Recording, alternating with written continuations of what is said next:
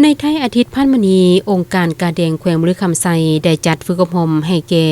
นักปลุกระดมบริจาคเลือดและผู้สมัครใจบริจาคเลือดให้แก่บรรดาแผนกการออมข้างแขวงขึ้นอยู่ที่ห้องประชุมเบอร์3ของแขวงโดยให้เกียรติเข้าร่วมในพิธีของท่านนางนิตาเพ็งสวัสดิ์ห้องหัวหน้าองค์การกาแดงแขวงบริคำไซ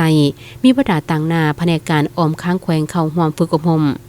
จุดประสงค์ในการจัดฝึกอบรมในครั้งนี้โดยปฏิบัติตามพระราชบทบาทสิทธิหน้าที่ขององค์การกาแดงลาวก็คือเก่าหน้าเวียกที่ได้ระบุไว้ในกฎหมายฉบับเลขที่28/สพสลงวันที่31ตุลา2027ว่าโดยเวียกงานกาแดงลาวและข้อตกลงของประธานองค์การกาแดงแห่งชาติลาวว่าโดยการจัดตั้งและการเคลื่อนไหวของสถาบันเลือดแห่งชาติฉบับเลขที่0258/กโดโลลงวันที่15มิถุนายน2022การเคลื่อนไหวเวียกงานกาแดงก็แม่นขบวนการจัดตั้งปฏิบัติเวียกงานมนุษยธรรมที่มีการเข้าร่วมของสังคมนั้นก็คือการช่วยเหลือบรรเทาทุกข์เบื้องต้นการปลุกระดมคนควรการบริจาคเลือดและการสนองเลือดที่ปลอดภัย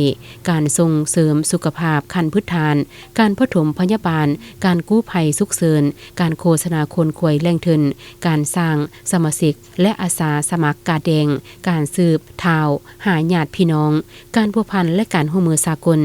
เวียกงานการปลุกระดมคนควรบริจาคเลือดและการสนองเลือดที่ปลอดภัยก็แม่นเวียกงานหนึ่งที่นอนอยู่ในเก่าหน้าเวียกขององค์การกาแดงแห่งชาติลาววังออกฉะนั้นจึงได้มีการจัดฝึกอบรม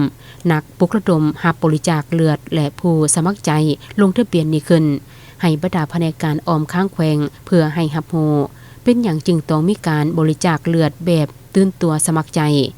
บริจาคเลือดโดยบ่หวังสิ่งตอบแทนข้อมูลเกี่ยวกับเลือดและการบริจาคเลือดหน้าที่ของเลือดการนำใส่เลือดและการขาดคะเนความต้องการเลือดการพัฒนาให้ความรู้สร้างแรงจูงใจและเฮ็ดเวียกร่วมกันหน้าที่ของผู้ปลุกระดมผู้บริจาคเลือดและเวียกงานอื่นๆ